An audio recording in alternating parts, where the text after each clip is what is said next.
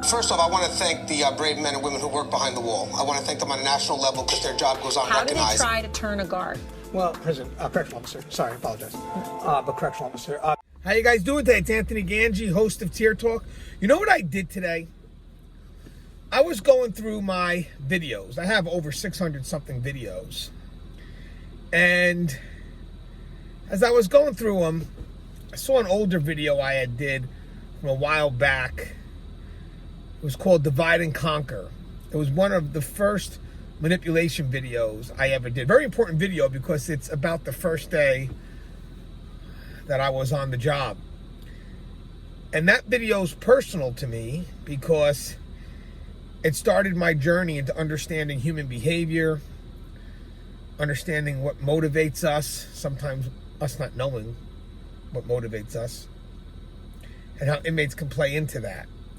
And then as I was watching the video, I realized that there's some parts of the story that I left out. Now, this video is a few years old, so maybe it's a good opportunity to revisit this video and this topic and add what I felt would complete the story. Because there is a lot, as I said, that I left out. I was even speaking to Russ on the phone today on the way home from work.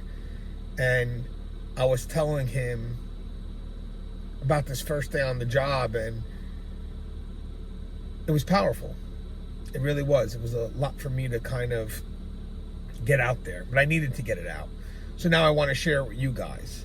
And it's a great story. There's a lot you can learn from this story. This is the story that started it all for me. It really did. It helped me understand human behavior, but it helped me understand the mind of inmates. How they can play something, how they can take advantage of an opportunity and just exploit it. So we come back from our sponsor. I'm going to discuss the divide and conquer method of manipulation. It's a topic I've touched on before, but we're going to revisit it again, but we're going to add the completed story because there's an ending here I never said. And I think it's powerful. I think it's a good story and definitely worth sharing. There's a lot you're going to learn here today, in my opinion. But I'd love to get your thoughts. Now, guys, if you haven't, the show Tier Talks for you brave men and women that work in corrections. So please subscribe, interact, engage, comment, hit that bell. That bell's going to notify you every time I post a video. We're going to go to our sponsor, and when we come back, let's talk about divide and conquer. I wanted to attend a university that had an intelligence program. I wanted to look at problems different. I wanted to increase my critical thinking abilities. AMU offered those avenues to expand. Obtaining your degree as an adult, you're actually paying yourself and investing in yourself. You can't put a dollar on it, it's priceless. It's something that can never be taken away from you. American Military University. Learn from the leader. Thank you guys for listening to our sponsor. You know, guys, my first day on the job, I was confident. I was open to learn, don't get me wrong. I wasn't overconfident, but I was confident in my abilities. I think I had a good academy. And I remember having to work a housing unit, full men unit, open dorms, maybe about 60-something inmates, 13 to a wing, give or take. And there were some officers which were very quick with me. I was a rookie, but for the most part, I had very good support coming onto the job. Came into the unit, did the exchange, counted my tools, was talked through by the officer a little bit to make sure I understand what I had to do, my responsibilities. If there was a count getting ready to be conducted, where these inmates could be. I remember when the officer had left, there was an inmate that came up to me and basically said if I needed any help, she could help me. And I remember dismissing her because I got support staff, I got my peers.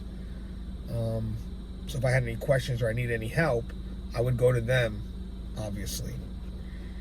And that kind of actually set a good tone on that first day because I remember the inmates were kind of talking amongst themselves, saying that this person's going to be by the book. And that's a good thing, especially when you're a rookie, because all you know is that book, you know, the policies and procedures. My interaction with staff on that shift was good. Saw a few officers that came in the unit, very open, very welcoming.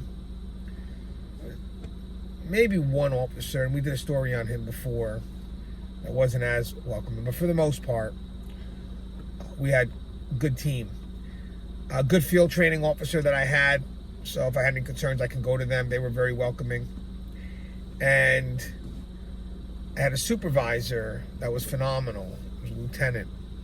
Very down to earth. Wanted to educate, but also wanted to learn a lot about you. And we actually were able to shoot the breeze for quite some time while I was in that unit. So again, overall, just a really good day. I mean, I was confident, man. I was feeling good. Minimal interactions with the inmates, but the concerns that were made evident, I was able to handle. So I was building up some skill. The day was running really smooth. Towards the end of the day, I get ready to do my last set of rounds, and I remember going down the one wing and an inmate coming up, kind of meeting me in the middle, saying that she had felt threatened on the wing. So, with that said, I'm still a rookie, so I'm running on automatic. You know, going by policy and procedure, going by what I was taught in the academy. Anytime an inmate says that, you got to call for a supervisor immediately. Mind you guys, it's about 5 minutes left of the shift. But again, I'm new. Don't have a lot of discretion. All I have is what the book tells me, what I learned in the academy. So I call the supervisor. The supervisor, within a few minutes, comes in the unit, and they're just yelling. Just screaming. And mine just an open dorm, so the inmates can hear this supervisor. I come up to meet the supervisor midway, and this supervisor went off on me. Belittled me because I was a rookie. Belittled me because I guess he was in his car and he was 5 minutes away from going home, and now he would get stuck with this bullshit paperwork. And my confidence just sunk. Credibility gone. I mean, as he's yelling at me, I'm looking around the unit and I see all the inmates, and they're hearing it. Some are smirking, some are just in awe, but the point is, this guy embarrassed me in front of all the inmates on my first day. And mind you, prior, I just want to emphasize this, prior, my confidence was here. But in that quick moment, dropped drastically. When the other officer came in to relieve me, this supervisor didn't even want to get paperwork from me about what happened. He just told me pretty much get the fuck out. And that's what I did. Got in my car, replayed most of the day. Just when it came to the end, I couldn't understand what I did wrong. You know, I followed policy and procedure. I did what was supposed to be done. Just couldn't understand why he was flipping out on me. And it replayed in my head. The next day, I go to work. Again, a lot different than I was the first day. Stomach's hurting. I don't want to be here. It's already only my second day. Head's down. I go to check the schedule, and as luck would have it, I'm in the same unit. So now my stomach's really hurting. You know, even for a brief second, I think I remember wanting to talk to the FTO to tell them what had happened, but I didn't want to be considered weak, so I kind of just kept it inside. And I remember walking to the unit with my head down, totally different than the day before. In my mind, before I entered the unit, I was embarrassed. I'm going back into that same unit in which I was ridiculed, in which I felt I lost all credibility to be effective. Just a tough return, it was. When I got into the unit, I relieved the other officer, and the inmate that said that she had felt threatened had come back to me and was, sorry, Gangi, I didn't want that to happen. I know you were trying to do the right thing, and I'm absorbing it right now because, guys, you got to remember something. I was embarrassed in front of these inmates, and I had a need to redeem myself. I had a need to lift myself up, and when you get embarrassed in front of someone, the person that you want to redeem yourself to are the people that you were embarrassed in front of. It's an automatic reaction. It's a natural reaction. It's a hidden reaction too. It's a quiet motivator. I'm absorbing everything this inmate had to say because it fit into what I was believing at that time. You know, that I did the right thing, and it didn't make any sense for the supervisor to yell at me the way they did. And then she continued to say, but that's just how he is. He treats people that way. He treats us that way. And she kind of just kept on running off. And I was absorbing it, guys. I was taking it in. It's not even because I wanted to. I needed to. I just felt so low at the time. And this inmate was just able to lift me up a bit. Again, being embarrassed in the unit. My need to redeem myself. But she messed up. She messed up. When she kept on rambling, one of the things that she mentioned was she started not talking so much about the supervisor. She started going in generalities. And then she went from the supervisor to custody in general. And that's how custody treats us and these officers here. And that wasn't my full experience. My concern really was with that one supervisor. So when she started to generalizing it out, saying it's all custody and that's how they are, that was in conflict with what I had experienced. My focus was on that one individual, and they were generalizing it out to all officers, but starting with the one individual. And automatically, that woke me up. And then I looked at the inmate and said, you know, this conversation shouldn't even be happening. So we're done. You know, it's that abrupt. We're done. I don't need you to lift my spirits. But the reason why I call it divide and conquer is because a situation arose when this supervisor came in and started yelling at me. Now, mind you, throughout the day, I was confident. I had my authority. I knew what to do. I felt good. But then that situation happened, and I became vulnerable, and the inmates saw it. And then I get the unit the next day, and the inmates pounced. Very slow and subtle game, guys, but the situation happened. And now, without me realizing it, I'm about ready to be played. So what they tend to do is they need to isolate me. And I'm already almost there. Here I am my first day or second day, and the supervisor yelled at me. So, and it was just in front of the inmates. Like, I don't mind getting yelled at. I just survived an academy. But you yelled at me in front of the inmates. That's the problem. You shouldn't be yelling at anybody. You should be constructive. Don't get me wrong. But in this case here, I'm focused on how the person yelled at me. It was done in public. And basically, you build animosity between me and that individual. So that pulls me out into the middle. And then you further the animosity by generalizing out that's not just this individual, it's custody altogether.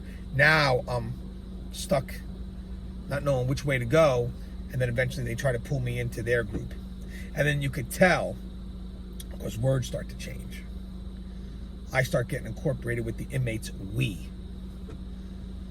And custody becomes them. Remember those words, guys, because it's key. Those are partnership words that they're using. And separation words. Because I'm not part of the them, but I am part of the them. So, anyway, I held it tight, you know. They didn't bother me for the rest of the day. And I really started thinking. And when I went home, I said, manipulation, man, is not as simple as people think. It's not the outcome, guys. It's the process. We have to identify the process, which means that we have to look into ourselves and feel if something doesn't feel right. And we have to, based on experience, really think. You know, like, hey, something's wrong here. And that's what happened with me. Thank God I was able to have enough insight to realize that something didn't seem right. But I did ask myself, man, what would have happened if this would have continued to go, to continue to happen? And again, in no way is this to minimize someone that does something foolish. But we need to look at the bigger picture. We need to look at everything. I mean, there could be a good chance that I would have been isolated. Staff who was welcome at first would not be welcome into me because they would see this relationship that I had now have with the inmate population. And the inmates would want that to be known because they would want staff to not deal with me. So they would want staff to see that. So they're just furthering the divide. Now, when I need something, can't go to anybody, I have to go to the inmates. Especially when there's something ambiguous, and when you're new, there's a lot of ambiguous situations, but they limited my resources because they pulled my connection with the peers, the people I need to go to. And mind you, I was an officer with good intent. I came in, had confidence, put that shield up. But that process is so slow moving and so subtle that we really have to be aware. So I realized that day it was about the process, and if something foolish was to happen 6 months down the line, nobody would have went back to the day and look at that supervisor, because people don't want to look that far back. They just want to look at the now. But it would have started that moment. That moment he yelled at me and made me vulnerable. He created a situation that the inmates pounced on. And don't get me wrong, if I did something wrong, I wouldn't be minimizing what my final act would have been, the outcome of that. But that person's wrong too. And that has to be addressed. With that said, there's an ending to this story. So as I was talking to Russ and I was going through it, I said, you know what, Russ, there's something I never said in the last video, was how it ended between me and that supervisor. The supervisor retired when I was still at that facility, and he was doing his rounds, saying goodbye to everybody. And on his last day, we had a final interaction. And as he was leaving the unit, I said, hey, do you remember my first day at all? Because I do. It was emotional for me. And he didn't remember it at all. And I reminded him of what had happened. I said, it's crazy, because on my first day, and I said exactly what the story was, I had confidence, whatever it was, and it may felt that they were threatened, and I called for you, and you just kind of just belittled me in that unit. And it was a horrible experience for me. Now, don't get me wrong, ever since then, we had a good rapport, but that initial impression matters. It matters. It's very powerful. It's very hard to overcome a negative initial impression. And as I'm telling him the story, and I'm telling him how it made me feel, how I felt vulnerable, thank God I did make the choice to do something right. I don't even know what I was looking for from the supervisor, to be honest with you, but I just wanted an acknowledgement, that's all. And all he said to me was, I can't believe you held on to that shit for that long. I mean, I explained everything. I explained my confidence, how you dropped it. I explained how I felt vulnerable, how I felt the need to redeem myself, how it left me open, how the inmates pounced on it.